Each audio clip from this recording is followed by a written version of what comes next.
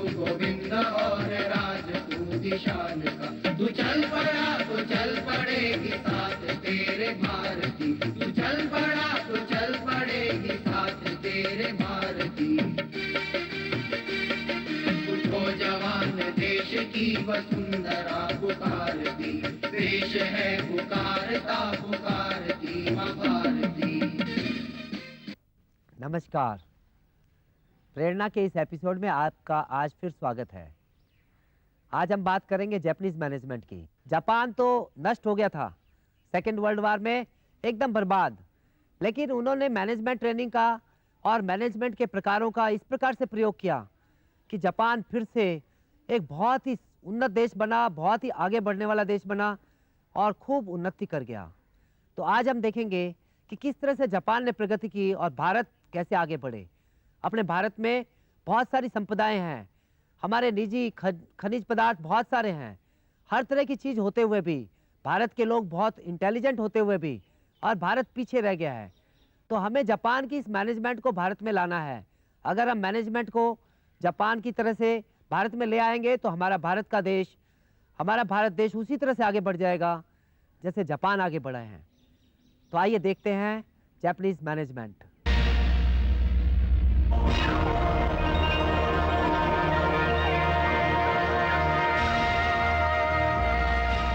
Japan की management सारी दुनिया के अंदर में मशहूर है। अगर जापान में या दुनिया में जो अच्छी मैनेजमेंट की टेक्निक्स हैं अगर हम भारत में ले आते हैं, अपने देश में भी ले आते हैं, तो भारत के लोगों के लिए बहुत बड़ा लाभ देगी। जापान ने ये मैनेजमेंट कैसे डेवलप किया, जापान की मैनेजमेंट की ऐसी खास बिंदु क्या है, कौन कौन सी बातें हैं जिसको हम जापानीज मैनेजमेंट कह सकते हैं, हम उसके ऊपर आज गौर करेंगे। और अगर जापान की मैनेजमेंट हम सीख गए और अपने जीवन में उतार ली, अपने देश में ले आए, तो हमारे देश को प्रगति करने का मौका मिलेगा, अपने देश की बहुत सारी चीज़ें अच्छी हो जाएगी। क्या है जापानीज मैनेजमेंट, ये समझना पड़ेगा। जापान के अंदर में मैनेजमेंट के लिए क्वालिटी पे बहुत जोर देते हैं और क्वालिटी के साथ में टोटल क्वालिटी मैनेजमेंट, यानी कि क्वालिटी का एक पैरामीटर नहीं। मान लो जापान की घड़ी है तो उसकी घड़ी का जो टाइम मैनेजमेंट है वो परफेक्ट होगा, उसको देखने में सुंदरता है वो परफेक्ट होगी, उसका जो फीता है वो भी बढ़िया होगा, उसके अलग अलग अवयव है वो भी बढ़िया होंगे, उसका कलर स्कीम भी बढ़िया होगा, देखने में भी वो सुंदर लगेगी, खराब भी नहीं होगी, मेंटेनेंस फ्री होगी। इस तरह से दाम भी बहुत ज़्यादा नहीं होंगे, मार्केट की कंपटीशन के हिसाब से दाम होंगे। अगर ये सारे पहलू क्वालिटी के जब देखे जाते हैं, हर पहलू में जब वो परफेक्ट होती है तो टोटल क्वालिटी मैनेजमेंट TQM कहते हैं। अब ये टोटल क्वालिटी मैनेजमेंट करने के लिए जब उसका मैन्युफैक्चरिंग चलता है तो पहला प्रोसेस, दूसरा प्रोसेस, तीसरा प्रोसेस, चौथा प्रोसेस, हर प्रोसेस में उसकी क्वालिटी अच्छी हो। अगर पहला प्रोसेस बढ़िया होगा और उसकी चेकिंग दूसरा प्रोसेस वाला करेगा, दूसरा प्रोसेस वाला उसको लेगा नहीं जब तक पहले वाले की क्वालिटी सही उसको मिल रही है, फिर तीसरा प्रोसेस वाला दूसरे से जब माल लेगा तो वो उस समय लेगा जब क्वालिटी बढ़िया है, और ऐसे चौथे में जब जाएगी तो तीसरे वाले ने बढ़िया किया तभी एक्सेप्ट करेगा। तो हर stage by stage quality management होती है, और ऑनलाइन क्वालिटी मैनेजमेंट भी होती है, ऑफलाइन क्वालिटी मैनेजमेंट भी होती है, लेबोरेटरी टेस्ट भी होती है। और अब अपने देश में कभी कभी क्या होता है, अपने को क्वालिटी डिपार्टमेंट अलग रखना पड़ता है और प्रोडक्शन अलग रखना पड़ता है, क्योंकि अगर प्रोडक्शन करने वाला बढ़िया माल बनाते बनाते गड़बड़ करता है तो क्वालिटी वाला उसको रोक देता है, बोलता है रुक जाओ और मत बनाओ, और इससे घटिया क्वालिटी बाजार में नहीं जाती। ये करना पड़ता है। परंतु जापान में लोग कहते हैं कि एक आदमी प्रोडक्शन करेगा, दूसरा आदमी क्वालिटी करेगा, 2 आदमी रखने पड़ेंगे, खर्चा भी ज्यादा लगेगा, और फिर प्रोडक्शन की बात जब क्वालिटी वाला कहता है ना कि घटिया है तो इसको गुस्सा आता है, इसलिए दूसरे आदमी से हमें प्रॉब्लम होती है। तो जापान के लोग कहते हैं कि दूसरा नहीं चाहिए, हर प्रोडक्शन वाला आदमी क्वालिटी का भी है, और दोनों मिलकर के, यानी एक ही आदमी प्रोडक्शन का भी चीफ है, क्वालिटी का भी चीफ है। कोई आदमी ऑपरेटर है, वो प्रोडक्शन और क्वालिटी दोनों देखेगा। वो कहते हैं कि हम कंप्लीट आदमी हैं, हम आधे आधे अधूरे आदमी नहीं। तो ये एक जापान की मैनेजमेंट की कॉन्सेप्ट है जिसमें टोटल क्वालिटी मैनेजमेंट भी है और साथ ही प्रोडक्शन वाला ही क्वालिटी का भी काम करता है।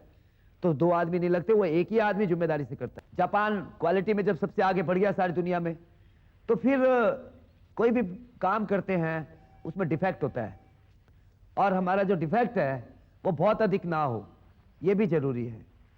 डिफेक्ट अगर है तो उससे कॉस्ट बढ़ जाती है। डिफेक्ट अगर है और बाजार में चला गया तो कस्टमर सेटिस्फेक्शन घटता है। कस्टमर को भी सेटिस्फेक्शन मिले, उसको भी डिफेक्ट ना मिले, इसके लिए जरूरी है कि हमारा कम से कम डिफेक्ट और ज्यादा से ज्यादा जो है उसकी आउटपुट हो। कई दुनिया के देशों ने कहा हमारा 90% परफॉर्मेंस है, किसी ने कहा 95% परफॉर्मेंस है, किसी ने 96 तक पहुंचे, और जापान के लोग ने कहा कि अरे भैया 90% है, उससे फिर 95 वाला ज्यादा है, 96 वाला उससे ज्यादा है, हम क्या करें। जापान ने कहा हमको तो 100% बेस्ट बनाना है। तो फिर वो कैसे होगा, वो तब हो सकता है जीरो डिफेक्ट हो। हमारा डिफेक्ट केवल जीरो होगा, हमारा डिफेक्ट जब 0% होएगा तब फिर हम नेचुरली घटिया क्वालिटी नहीं आने देंगे। और ये जीरो डिफेक्ट कॉन्सेप्ट ये एकमात्र जापान ने दुनिया को दी। जापान की मैनेजमेंट का एक बड़ा बढ़िया हिस्सा हुआ कि जीरो डिफेक्ट हो, और जीरो डिफेक्ट जो है उसने अचीव किया क्वालिटी के साथ। तो उसको फिर जो है उन्होंने टोटल क्वालिटी मैनेजमेंट से भी हेल्प मिल गई और टीम के मोरल बूस्टिंग से भी मिली, और उसके ऊपर वो डिबेट करते हैं, चर्चा करते हैं। यानी कि हर शिफ्ट में जो भी काम होता है उसमें जो प्रॉब्लम आई, जो डिफेक्ट की संभावनाएं थी और आगे डिफेक्ट ना बने, तो उसके लिए उन्होंने एक प्रिवेंटिव मेंटेनेंस निकाला। जापानीज मैनेजमेंट का एक बड़ा हिस्सा है प्रिवेंटिव मेंटेनेंस। यानी जब कोई मशीन खराब हो गई, अगर उस समय रिपोर्ट उसको रिपेयर करोगे तो इसको बोलते हैं फायर ब्रिगेड मैनेजमेंट। यानी घर में आग लगी है, फायर ब्रिगेड बुलाओ और फिर आग को बुझाओ।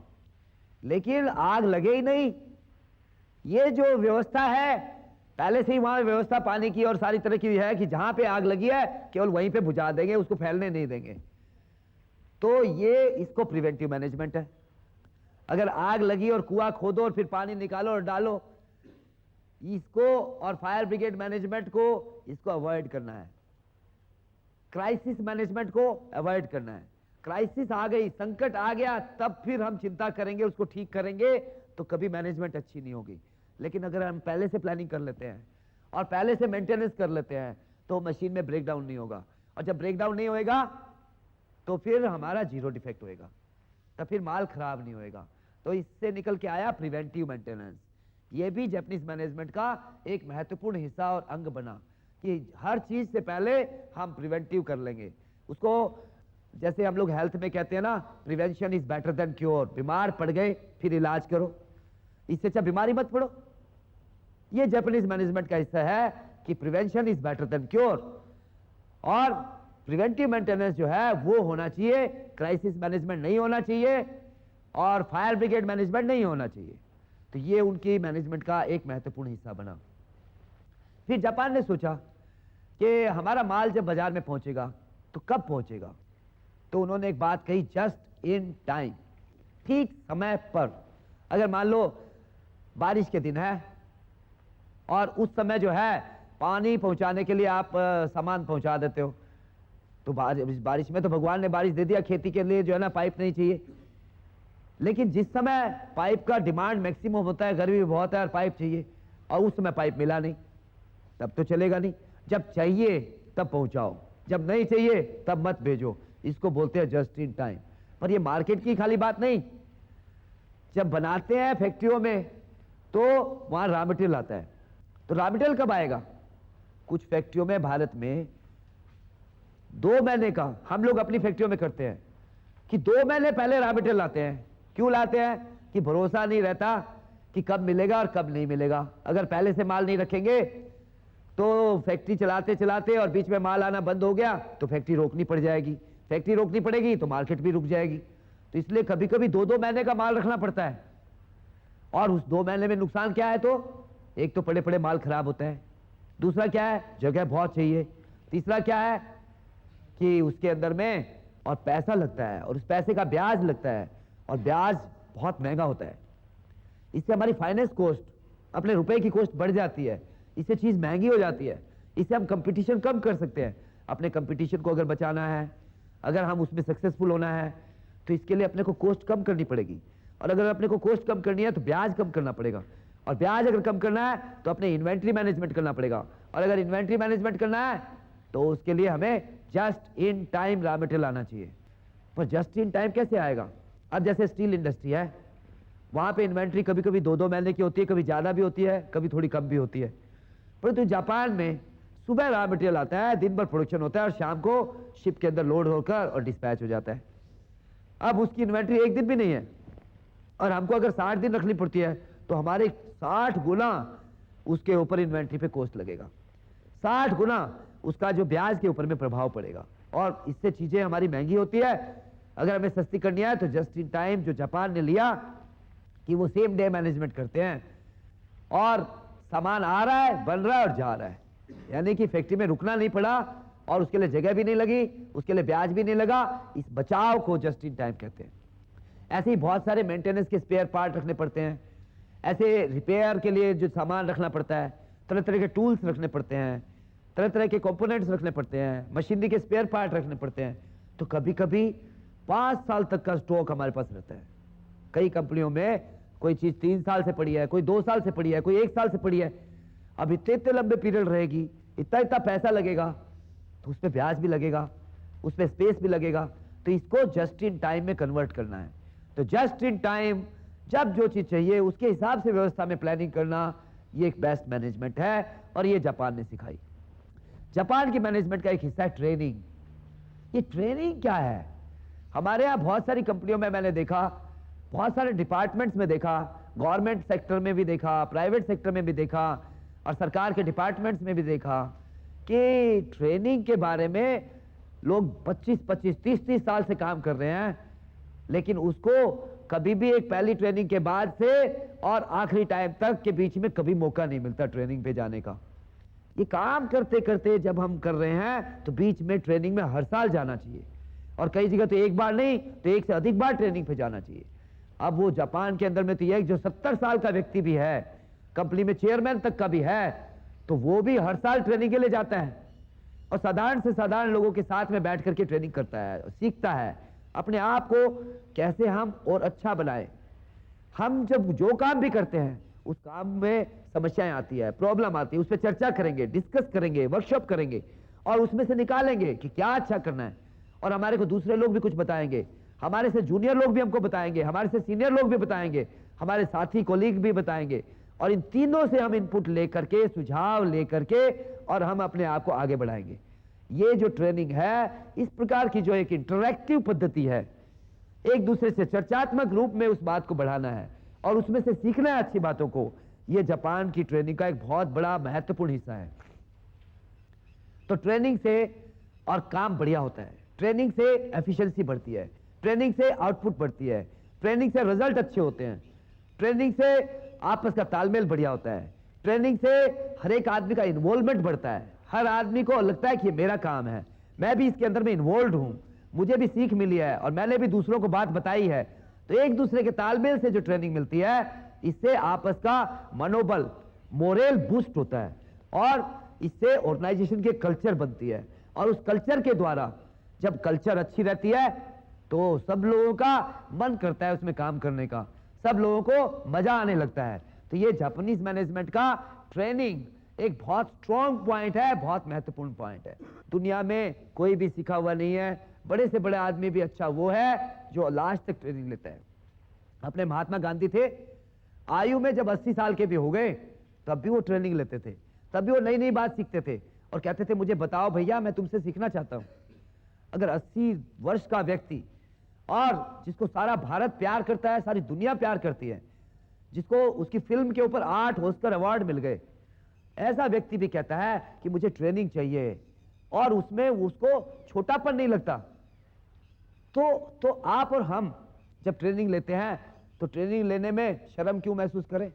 अब ट्रेनिंग भी हो गई, मेंटेनेंस एफिशिएंसी भी हो गई, प्रिवेंटिव मेंटेनेंस भी हो गई, टोटल क्वालिटी मैनेजमेंट भी हो गया, पर ये चीजें करने में एक सबसे ज्यादा काम आने वाली चीज क्या है जिससे कि सारी चीजें पूरी हो सकती है, इनको सबको सहारा मिलता है, उसका नाम है quality circle. Quality circle, Q for quality circle. ये क्वालिटी सर्कल की जो कॉन्सेप्ट जापान ने पैदा की वो बहुत अच्छी है। ये पहले लोग ये सोचते थे कि क्वालिटी डिपार्टमेंट करेगा, फिर दूसरी तरह के लोग सोचते थे मैनेजमेंट करेगी, बड़े लोग करेंगे, परंतु खाली बड़े लोग कुछ नहीं कर सकते, खाली क्वालिटी डिपार्टमेंट के लोग कुछ नहीं कर सकते, तो कौन करेगा? ये सबके मिलीजुली सोच से और ज्यादा आउटपुट हो सकती है। तो जापान ने क्या किया कि जो छोटे से छोटे स्तर पे काम करता है वो भी लो, बीच में भी लो, ऊपर के लोग लो और ऊपर के लोग लो, और इनको जोड़ करके अपने ग्रुप्स बनाओ। हर डिपार्टमेंट में ग्रुप्स बनाओ, उसी डिपार्टमेंट के बनाओ, और उसमें अलग अलग तरह के काम करने वाले लोग लो।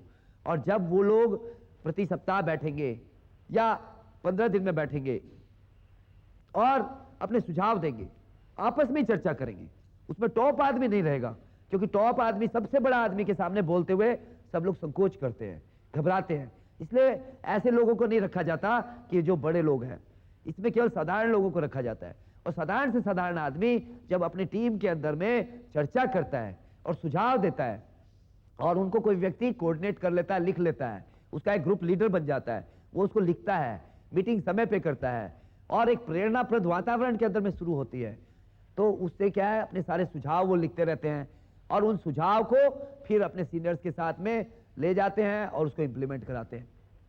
अब इसमें क्या फायदा होता है? हर आदमी ये महसूस करता है मैंने सुझाव दिया, वो इंप्लीमेंट हुआ, यानी ये कंपनी मेरी है, मेरी बात भी आज चलती है। पहले क्या होता था कि जो बड़े से बड़ा आदमी है उसकी बात तो चलेगी, और छोटा आदमी है उसकी बात कोई पूछता ही नहीं, उसके दिल में बहुत बात है, वो कहना चाहता है, कोई सुनता नहीं, और जब उसकी बात मन में ही रह जाती है और सुना नहीं सकता तो उसको दुख होता है, और फिर लगता है ये मेरी कंपनी नहीं है, या मेरा काम नहीं है, या मेरा डिपार्टमेंट नहीं है, और उस कारण से उसको मजा नहीं आता। लेकिन जब उसकी बात सुनी जाती है, जब उसकी बात के ऊपर गौर किया जाता है और उसको इंप्लीमेंट करते हैं, तो उसको लगता है ये पार्टिसिपेटिव मैनेजमेंट है, मिलजुल कर चलने वाला काम है, और उससे उसका मनोबल बढ़कर उसको आत्मीयता बढ़ती है, उसका प्यार बढ़ता है, अपने संस्था के प्रति, अपनी टीम के प्रति प्यार बढ़ता है, आत्मविश्वास बढ़ता है, और जब उसका आत्मविश्वास बढ़ता है तो और मन लगा के काम करता है, उसकी क्वालिटी और अच्छी हो जाती है, उसकी परफॉर्मेंस अच्छी होती है, उसका जीरो डिफेक्ट इंप्रूव करता है, उसके रिजल्ट अच्छे आते हैं, उसको सक्सेस मिलती है। और इतना ही नहीं, तो जो सीनियर लोग हैं वो कभी कभी केवल कैबिन में बैठकर निर्णय करते हैं। अब कैबिन में बैठकर निर्णय करेंगे, उसको आगे दूर तक की समस्या का पता नहीं है, और बिना पता ही जब वो निर्णय लेता है तो अंधेरे में होता है, और अंधेरे में अगर वो निर्णय करेगा, अनजाने होकर निर्णय करेगा, अगर फील्ड की रिपोर्ट के बिना निर्णय करेगा तो वो ब्लंडर करेगा, गलतियां करेगा, वहां गलतियां करेगा, उससे काम बिगड़ेगा, नुकसान होगा। और इस कारण से जरूरी है कि अगर कोई दिमाग से काम करने वाला सीनियर आदमी है तो उसके हाथ कहां से आएंगे, उसके आंख कहां से आएंगे, वो क्वालिटी सर्कल है। उस क्वालिटी सर्कल के द्वारा कंपनी के अलग अलग स्तर के लोग, अलग अलग डिपार्टमेंट के लोग अपनी अपनी प्रॉब्लम्स को अपने अपने चर्चात्मक क्वालिटी सर्कल में चर्चा करेंगे। क्वालिटी सर्कल जापान की मैनेजमेंट का एक बहुत अहम मुद्दा है, एक अहम चीज है, एक विशेष चीज है। अब ये क्वालिटी सर्कल वगैरह की आवश्यकता क्यों पड़ी और इन्होंने क्यों किया? उन्होंने सोचा हमारी जापान की चीज, मेड इन जापान लिखा हो और सारी दुनिया में बिके। तो नॉर्मली पहले लोग कंपनियों के ब्रांड देखते थे, देश भी देखते थे। किसी जमाने में मेड इन यूएसए लिखा है, अगर अमेरिका में बनी लिखा है लोग सोचते थे अच्छी है। अगर लिखा था made in UK, made in England, तो लोग सोचते थे इंग्लैंड की बनी हुई चीज है, विलायत की बनी है, बहुत अच्छी होती थी। कुछ लोग लिखते थे जर्मनी, मेड इन जर्मनी, जो चीज जर्मनी में बनी है वो बहुत मजबूत और बहुत बढ़िया होती है। और ऐसे ही जापान ने सोचा हम क्या करें। पुराने समय में तो ऐसा होता था, जापान की कोई चीज होती थी वो सबसे सस्ती होती थी और सबसे घटिया होती थी, जल्दी टूट जाती थी, जल्दी बिगड़ जाती थी, पर दाम में कम होती थी। लोग खरीद तो लेते थे लेकिन बाद में गाली देते थे। पर जापान के लोगों ने मिलकर के फैसला किया कि मेड इन जापान का मतलब ऐसा हो जाए कि जिस चीज पे जापान लिखा है उसको लोग ये सोचे कि ये बहुत अच्छी है, बहुत बढ़िया है, बहुत सुंदर है, क्वालिटी में भी अच्छी है, रंग रूप में भी अच्छी है, और इससे बढ़िया कुछ मिलेगा नहीं। तो उन्होंने टारगेट किया, क्या चीज पे टारगेट किया? तो घड़ी के ऊपर टारगेट किया कि हमारी घड़ी सबसे बढ़िया हो।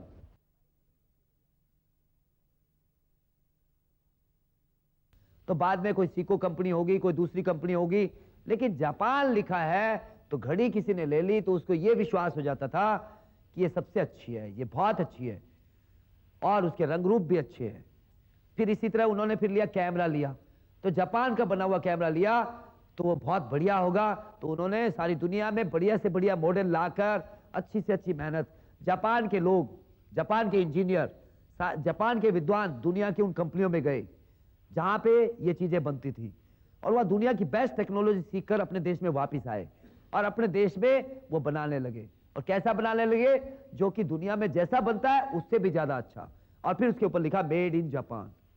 उन्होंने अपना दिल उसमें डाल दिया, उसने अपनी साइंस और विद्वता उसमें डाल दी, अपनी इंजीनियरिंग स्किल डाल दी, और अपने देश का प्यार डाला, और अपना हृदय जोड़ दिया, और अपनी क्वालिटी सर्कल और मैनेजमेंट डाल दी, जापानीज मैनेजमेंट उसके अंदर में डाली। और इन सबको जब मिला दिया तो बेस्ट आइटम बनी, बेस्ट प्रोडक्ट बनी।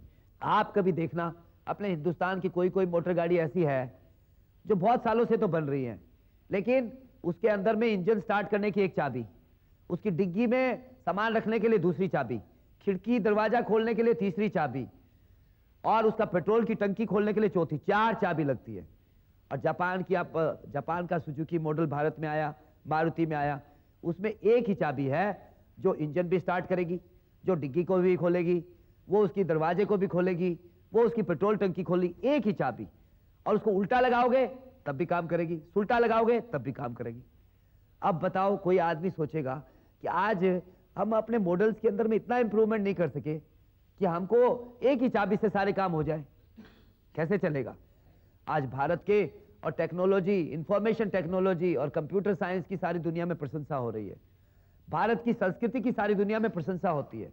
इंडियन कल्चर का बीड़ा और नाम सारी दुनिया में फैला हुआ है। लोग कहते हैं यहाँ पे लोग सीखने के लिए आते हैं, योग सीखने के लिए आते हैं, यहाँ पे लोग मेडिटेशन सीखने के लिए आते हैं। ऐसे भारत में कुछ बातें तो ऐसी है जिसको सीखने के लिए सारी दुनिया आती है। और नए जमाने में कंप्यूटर टेक्नोलॉजी ने तो एक ये विशेष नारा दिया है कि भारत का बना हुआ अगर इंफॉर्मेशन टेक्नोलॉजी का व्यक्ति है तो वो दुनिया में नाम कमा लेता है, उसको यश प्राप्त होता है। आज जर्मनी वाले भी मांग कर रहे हैं, आज दुनिया के अलग, अमेरिका के लोग मांग करते हैं, जापान के लोग मांग करते हैं, ऑस्ट्रेलिया के लोग मांग करते हैं। क्यों? क्योंकि जो लोग बहुत प्रतिभा में आगे बढ़े हैं और वो जब विदेश में जाते हैं तो वहां पर भी नाम रोशन करते हैं। परंतु जापान के लोग विदेश में गए और फिर अपने देश में वापस आकर अपने देश को बड़ा बनाने के काम में लगे। हमारे लोग भी जब विदेश में जाते हैं तो अपने देश में वापस आए और अपने देश की टेक्नोलॉजी को, क्वालिटी को, एफिशिएंसी को बढ़ाएं।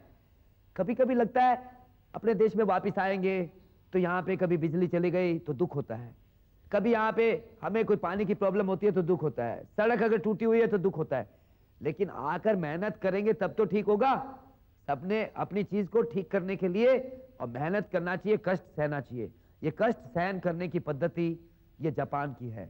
वो हर काम में कष्ट भी सहन करेंगे लेकिन अपने देश का नाम ऊपर ले जाएंगे और मेड इन जापान उसको खूब आगे बढ़ाएंगे। तो ये मेड इन इंडिया ये भी हमारा एक लक्ष्य होना चाहिए। वहां पर जापान में संस्थाओं के अंदर में, कंपनियों के अंदर में, कॉरपोरेट्स में कोई भी काम करना हो तो पहले प्रार्थना करते हैं। एक कंपनी गीत गाते हैं तो उसमें जब सामूहिकता और सांघिकता के साथ जब सामूहिक मिलकर गाते हैं तो सबका मन मिलने लगता है। और वहां जब कोई भी डिपार्टमेंट चालू करता है शिफ्ट को तो उससे पहले वार्मिंग अप और योग करते हैं। ये वार्मिंग अप क्यों करते हैं? मैंने पूछा, मैं भी जापान गया और मैंने ये सब जब होते देखा, मैंने पूछा ये क्यों करते हो? ये तो कोई फैक्ट्री का काम नहीं, कंपनियों का काम नहीं। उन्होंने बताया कि जब हम वार्मिंग अप करते हैं, जब हम गीत गाते हैं तो हमारा एक्सीडेंट कम होता है, वहां पे लोगों को चोट नहीं लगती, सेफ्टी बढ़ जाती है और क्वालिटी भी इंप्रूव करती है और उनका स्वास्थ्य भी अच्छा होता है। तो ये सब तरह से इसको फायदा देती है। तो इस प्रकार से वार्मिंग अप एंड योग और प्रेयर ये भी अपनी संस्थाओं का एक बेंचमार्क बनना चाहिए, वो भी उसका एक प्लस पॉइंट बनना चाहिए। ये जापानीज मैनेजमेंट का एक कॉन्सेप्ट है। ऐसे ही जब हम किसी संस्था में काम करते हैं तो उसे अपना घर बनाना चाहिए, उसे अपना परिवार समझना चाहिए। और अपना घर और परिवार समझ के जब हम काम करेंगे तो हमें उस काम करने में मजा ज्यादा आएगा, उससे हमें क्वालिटी भी अच्छी मिलेगी, उससे हमें आउटपुट भी ज्यादा मिलेगी और मजा भी आएगा। तो जापान ने इसको लिया और इसलिए आज इसकी छुट्टी कर दी, कल उसकी छुट्टी कर दी। ये उनकी मैनेजमेंट का हिस्सा नहीं है। एक कंपनी में क्या हुआ जापान में कि बहुत मंदी आ गई, बहुत नुकसान होने लगा, तो उनको बहुत सारे लोगों को कहना पड़ा भैया अब हम आपको पैसे नहीं दे सकते, हम बहुत प्रॉब्लम में हैं। तो बहुत सारे लोगों को घर भेज दिया और वो कंपनी जो है इस संकट को थोड़े लोगों के साथ चलाने लगी। जो व्यक्ति छोड़ करके काम घर चला गया, उसकी पत्नी ने कहा कि आप घर आ गए। बोले मैं क्या करूं, वहां पे कोई काम ही नहीं है, वो कंपनी संकट में है, वो हमें पैसा नहीं दे सकती। तो पत्नी कहती है जापान की पत्नी कहती है कि तुम्हारी कंपनी जिसमें तुमने इतने साल काम किया और उसने तुमको पैसे दिए, तुम्हारा परिवार चलाया, आज वो कंपनी संकट में है, तुमको पैसा नहीं दे सकती और तुम वापस आ गए। अरे पैसा महत्वपूर्ण नहीं है, वो कंपनी को बचाना महत्वपूर्ण है। अपना घर है, वो अपनी कंपनी है, उसको बचाओ। पैसे लेना जरूरी नहीं है, बिना पैसे के काम करो। ये जो सोच है कि पैसा महत्वपूर्ण नहीं, जैसे मां पैसे के लिए काम नहीं करती, पिता बच्चों से कोई अपेक्षा नहीं करता कि तुम पैसे दो तो काम करूंगा, मैं तेरी सेवा करूंगा। भाई की मदद इसलिए नहीं करता कि उसको पैसा ही मिलेगा तो काम करेगा। इसी तरह से अपनी कंपनी, अपनी संस्था, अपनी ऑर्गेनाइजेशन में जब हम काम करते हैं तो हमारा भाव ऐसा होना चाहिए कि हम केवल पैसे के लिए नहीं काम कर रहे, हम वहां पे, वो हमारी संस्था है, वो हमारा परिवार जैसा है, उसके लिए काम करना मेरी जिम्मेदारी है, मेरी दायित्व है, मेरी ड्यूटी है, वो मेरा धर्म है, मेरा कर्म ही मेरा धर्म है। ये जापान ने करके दिखाया। जापान में जब अगर मान लो मैनेजमेंट में और जूनियर्स में आपस में बन नहीं रही कोई कारण से और उनको नाराजगी प्रकट करनी है, तो उसका एक तरीका यह है कि वो ज्यादा काम करते हैं और ज्यादा काम करके शो करते हैं कि हम काम में लगे ही रहेंगे, बहुत ज्यादा काम करेंगे, जिससे कि सीनियर्स को ध्यान में आ जाए कुछ प्रॉब्लम है।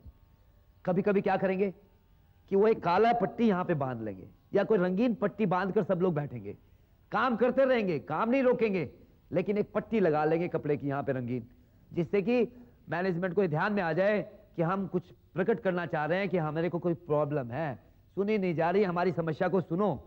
और फिर वो बुला लेते हैं, समस्या को सुलझा देते हैं, वहां मिल बैठकर फैसला हो जाता है। ये सारे भारत में होना चाहिए, सारे देश में होना चाहिए, और फिर देखो हमारा भारत खूब आगे बढ़ेगा, हमारा अपना भारत बेस्ट बनेगा, और मेड इन इंडिया, भारत में बनी चीज ये सारे दुनिया के अंदर में बहुत महान बनेगी। हम सब ये निश्चय करके जाए कि हमारी क्वालिटी को, हमारे देश को आगे ले जाएंगे।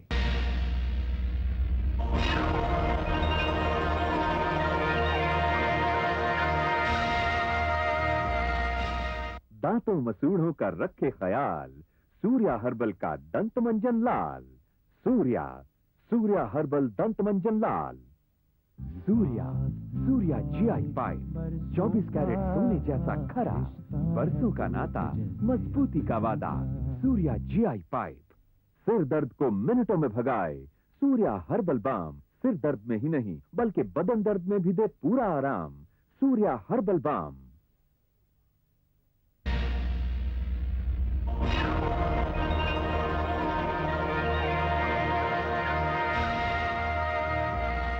अब बारी है अनमोल बोल की। कोई कोई प्रेरणा की बात अपने दिल को छू जाती है। सुभाष चंद्र बोस की बातों से कितने ही लोगों को जोश भर गया। स्वामी विवेकानंद की बात सुनकर के मार्गरेट नोबल वो इतना प्रभावित हो गई कि वो भारत आ गई और उसका नाम निवेदिता हो गया और देश की खूब सेवा की। ऐसे ही कितने कमजोर बच्चे बहुत तेजस्वी हो जाते हैं उनके दिल में जब कोई बात बैठ जाती है। तो आओ हम सुनेंगे अनमोल बोल।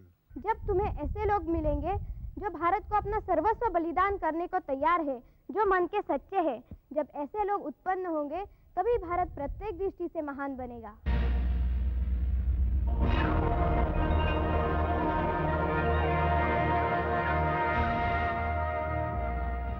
हमारा कार्यक्रम आपको कैसा लगा आप हमें बताएंगे। और अब समय है विदा लेने का। हमारा पता है सूर्या टीवी लिमिटेड, B3/253, पश्चिम बिहार, नई दिल्ली 110063। अगले हफ्ते फिर मिलेंगे इसी दिन इसी समय। तब तक के लिए नमस्कार।